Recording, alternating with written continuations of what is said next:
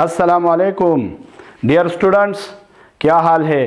इंशाल्लाह आप सब खैरियत से होंगे और इंशाल्लाह बहुत ज़्यादा खुश भी होंगे कि आपको यूट्यूब चैनल पर केमिस्ट्री अच्छी तरीके से पढ़ाई जा रही है। तो आज हम फर्स्ट ईयर केमिस्ट्री का लेक्चर नंबर 14 शुरू करते हैं। तो आइए शुरू करें। First year chemistry lecture number 14। Lecture number 14। Dear students, इस लेक्चर का नाम है discovery of neutrons. Discovery of neutrons, और इसको हम ये भी कह सकते हैं कि आर्टिफिशियल रेडियो एक्टिविटी यानी मसनूई तापकारी भी कह सकते हैं, मसनूई तापकारी। तो डिस्कवरी ऑफ न्यूट्रॉन से पहले मैं आपको न्यूट्रॉन के डिस्कवरी का कुछ बैकग्राउंड बताता हूँ, पस मंज़र कि ये किस तरह दरियाफ्त हुई या क्यों दरियाफ्त हुई। तो आइए मैं पस मंज़र आपको बताऊँ। तलबा, जब एटम के अंदर प्रोटॉन दरियाफ्त हुए और इलेक्ट्रॉन दरियाफ्त हुए, आपने पढ़ा बिल्कुल कि कैथोड रेज डिस्कवरी हुआ, यानी इलेक्ट्रॉन डिस्कवर हुए, फिर प्रोटॉन यानी कैनाल रेज डिस्कवर हुए एटम में, यानी प्रोटॉन डिस्कवर हुए। तो साइंसदानों ने फिर ऐसा किया कि ये मालूम किया कि आया एटम की कीमियत, कुल कीमियत और एटम में मौजूद प्रोटॉनों और इलेक्ट्रॉनों की कुल कीमियत बराबर है या नहीं। तो जब साइंसदानों ने यह मालूम किया तो तलबा क्या हुआ, एटम की कीमियत, एटम की कुल कीमियत क्या थी, ज़्यादा थी। किस चीज़ से? प्रोटॉनों और इलेक्ट्रॉनों की कुल कीमियत से। तो इससे साइंसदानों ने क्या नतीजा निकाला भाईजान? ये नतीजा निकाला कि एटम में खामख्वा ज़रूरी तौर पर कोई हैवी भारी ज़र्रा क्या है, मौजूद है, क्योंकि एटम की कुल कीमियत ज़्यादा है प्रोटॉनों और इलेक्ट्रॉनों की कुल कीमियत से। तो ये नतीजा अखज़ हुआ कि ज़रूर एटम में दूसरा भारी ज़र्रा क्या है, मौजूद है। तो पहले रदरफोर्ड ने कहा, ये कॉन्सेप्ट पेश किया कि एटम के अंदर जो भारी ज़र्रा मौजूद है उसे न्यूट्रल पार्टिकल कहते हैं। रदरफोर्ड ने इसे क्या नाम दिया? Neutral particle. याद रखो, रदरफोर्ड के बाद 1932 ईस्वी में जेम्स चैडविक ने तजुर्बाती तौर पर एक्सपेरिमेंटली मालूम किया कि इस चीज़ को, इन न्यूट्रल पार्टिकल्स को, और उसने क्या नाम दिया था? न्यूट्रॉन। तो आइए अब डिस्कवरी आपको बताते हैं कि किसने डिस्कवर किया। याद रखो तलबा, न्यूट्रॉन्स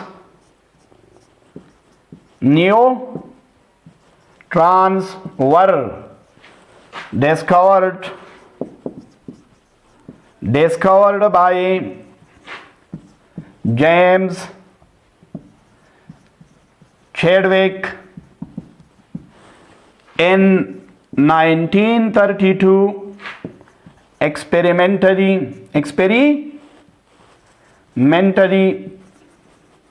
तजुर्बाती तौर पर मालूम किया।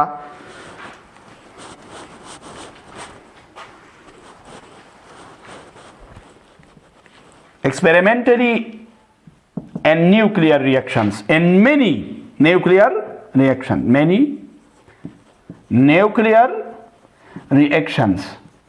याद रखो भाईजान, जेम्स चैडविक ने बहुत से न्यूक्लियर रिएक्शन कराए, तजुर्बे कराए, और इन न्यूक्लियर रिएक्शन में न्यूट्रॉन क्या दरियाफ्त किया, जिसे इस बिना पर क्या मिला? Nobel prize. बाद में क्या मिला? Nobel prize. जेम्स चैडविक को फिर नोबेल प्राइज दिया गया था।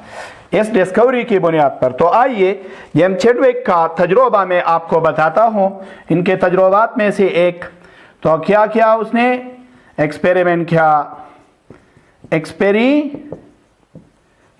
Of James Chadwick. क्या तजुर्बा किया भाई, तजुर्बा जेम्स चैडविक ने ऐसा किया कि बेरिलियम लिया। क्या, बेरिलियम, बेरिलियम जानते हैं एक मेटल है बेरिलियम, बीई इसकी अलामत है, और इसका क्या नाम है, बेरिलियम। तो उसने बेरिलियम लिया, बेरिलियम, फिर एक रेडियो एक्टिव एलिमेंट से, ऐसा एलिमेंट जिससे खुद ब खुद शुआएं निकलते हैं, रेज निकलते हैं रेडिएशन, उसे क्या कहते हैं, radio active. Radio active element को ले लिया, ये रेडियो एक्टिव एलिमेंट है, और खसूसन कौन सा रेडियो एक्टिव था, पोलोनियम था भाईजान। क्या था, पोलोनियम। पोलोनियम लिया, ये क्या है, रेडियो एक्टिव। रेडियो एक्टिव आप जानते हैं कि ऐसा एलिमेंट हो जिसका एटॉमिक नंबर 82 हो या 82 से ज़्यादा हो, तो वो क्या करता है, इसके न्यूक्लियस से रेडिएशन निकलते हैं खुद ब खुद। हम इसे क्या कहते हैं, रेडियो एक्टिविटी, और इसको रेडियो एक्टिव एलिमेंट का नाम देते हैं तापकार।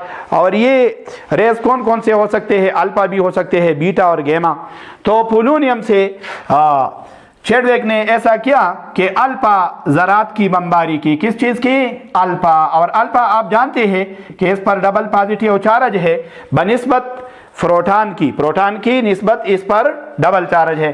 तो जब इसने अल्फा ज़रात की क्या की भाई, इस पर बमबारी की, तो बेरिलियम से क्या हुआ, कुछ ज़रात निकल गए। क्या निकल गई, ज़रात या शुआएं निकल गए। क्या निकाले उसने, ज़रात। ये ज़रात है या रेडिएशंस है, रेडिएशंस, पार्टिकल्स आप भी कह सकते हैं। ये पार्टिकल बेरिलियम से निकल गए, तो फिर इन रेडिएशन को उसने क्या किया, डिटेक्टर के जरिए चेक किया। उसने यहाँ पर क्या लगाया, डिटेक्टर। ये डिटेक्टर कौन सा था, चार्ज डिटेक्टर था भाई। क्या था, चार्ज डिटेक्टर। ये क्या है, चार्ज डिटेक्टर है। ये ऐसा आला होता है भाईजान जिसके ज़रिए हम किसी ज़रे पर क्या मालूम करते हैं, चार्ज मालूम करते हैं कि क्या इस पर चार्ज मौजूद है या नहीं है। तो ये क्या है, चार्ज डिटेक्टर। चार्ज डिटेक्टर पर उसने ये रेडिएशन गिराए और ये डिटेक्ट किए कि आया इन पर चार्ज है या नहीं है। तो ये क्या है, चार्ज डिटेक्टर है, डिटेक्टर। तो जब चार्ज डिटेक्टर के ज़रिए इन रेडिएशन का मुशाहिदा किया गया, इनकी मुतालिया किया गया, तो क्या मालूम हुआ कि चार्ज डिटेक्टर की डिफ्लेक्शन 0 पर आ गई, 0 पर। तो इसका मकसद ये हुआ कि इन ज़रात पर, इन रेडिएशन पर कोई भी चार्ज मौजूद नहीं है। तो ऐसे ज़रात को जो बेरिलियम से निकले हैं, इन ज़रात को क्या नाम दिया गया, इन ज़रात को चैडविक ने न्यूट्रॉन का नाम दिया गया, न्यूट्रॉन का नाम दिया। और न्यूट्रॉन किस लिए दिया, न्यूट्रॉन का अपना मकसद आप जानते होंगे इंशाल्लाह, ये है न्यूट्रल। क्या है भाई, न्यूट्रल। न्यूट्रल का मकसद है जिस पर चार्ज नहीं हो। तो ये इसका तजुर्बा था। क्या था भाई, तजुर्बा। तो आइए अब मैं आपको इसके तजुर्बा लिख देता हूँ shortcut.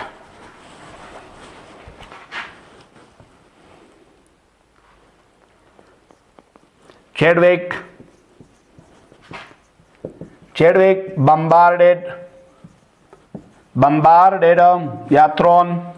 Chadwick bombarded alpha particles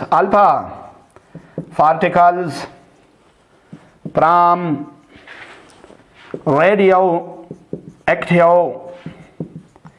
element polonium on beryllium. Chadwick ने अल्फा ज़रात की क्या की, बमबारी की पोलोनियम से, तापकार आंसर पोलोनियम से, ऑन बेरिलियम पर।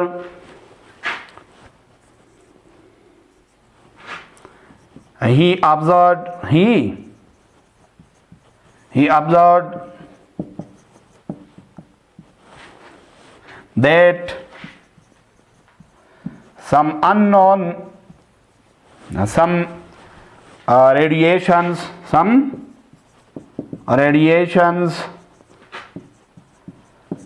are coming out of beryllium. उसने मुशाहिदा किया कि बेरिलियम से कुछ शुआए निकलते हैं। कुछ क्या निकलते हैं? शुआए।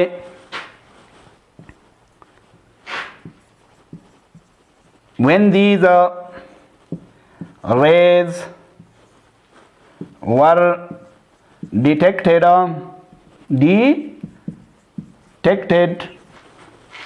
by charge detector,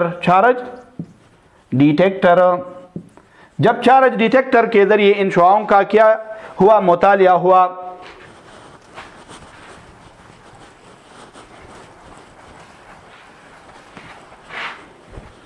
It was found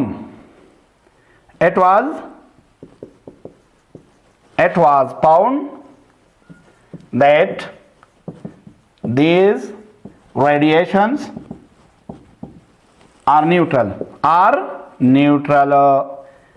कि ये शुआए क्या है? न्यूट्रल है, तादीरी है। भाई तादीरी का क्या मकसद है? बेचार्ज है, इन पर कोई भी चार्ज नहीं है, चार्ज लेस है। क्या है? चार्ज लेस है, इन पर कोई भी चार्ज नहीं है।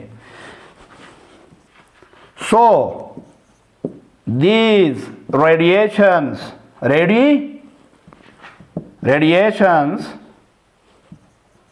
were named as neutron. क्या नाम दिया गया? न्यूट्रॉन का। अब न्यूट्रॉन की कुछ अहम खसूसियात है। प्रॉपर्टीज ऑफ क्या है भाई? Properties of neutrons, neutral rays. तो न्यूट्रॉन क्या है? एक तो याद रखो कि ये न्यूट्रॉन न्यूट्रल है। क्या है? न्यूट्रल का मकसद आप जानते हैं, तादीरी यानी बेचार्ज है, इस पर कोई भी चार्ज नहीं होता। दूसरा इसका खासियत ये है कि ये किस चीज़ में अंदर जाता है, यानी घुस जाते हैं। पेनिट्रेशन पावर इनका ज़्यादा है, हाई पेनिट्रेटिंग पावर। इनकी पेनिट्रेटिंग पावर क्या है? ज़्यादा है। पेनिट्रेटिंग का मकसद आप जानते हैं, अंदर घुस जाना या दंस जाना।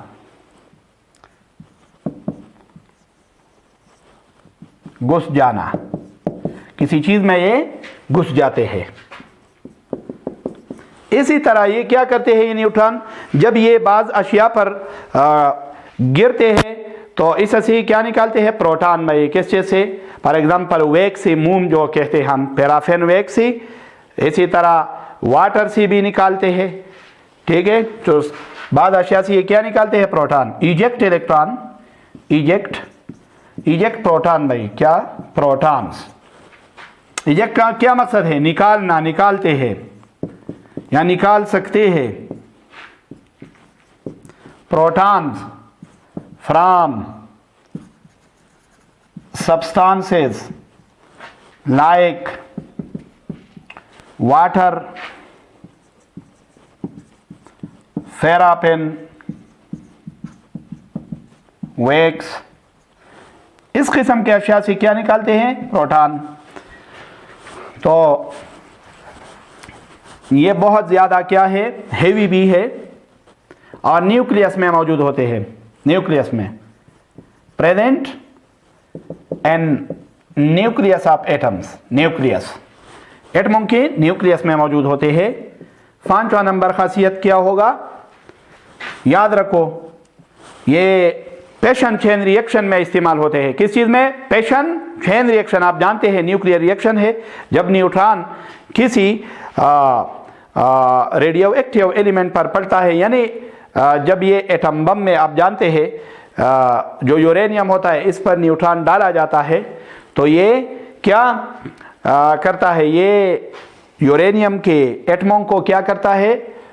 तोड़ देता है, 2 हिस्सों में और इनसे से 3 न्यूट्रॉन निकलते हैं, ज़्यादा एनर्जी निकलती है, तो इसको हम फिशन कहते हैं, फिशन।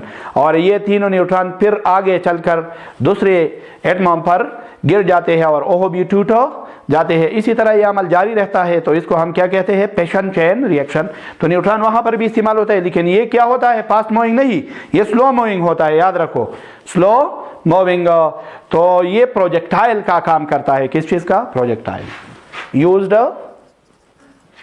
एज प्रोजेक्टाइल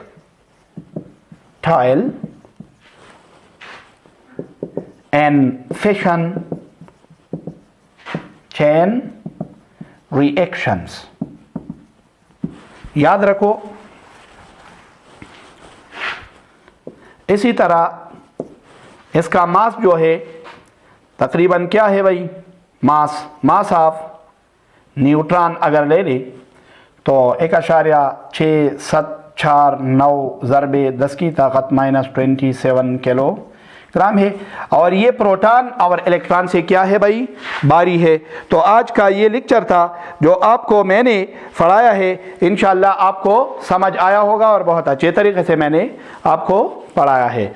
तो तलबा नेक्स्ट लेक्चर का इंतज़ार करो और हर लेक्चर जो है मेरा वो तवज्जो के साथ सुनिए, आपको ये इंशाल्लाह टेस्टों में भी फ़ायदा देगा और इसी तरह आपके एनुअल एग्ज़ाम के पेपरों में भी आपको बहुत ज़्यादा फ़ायदा देगा।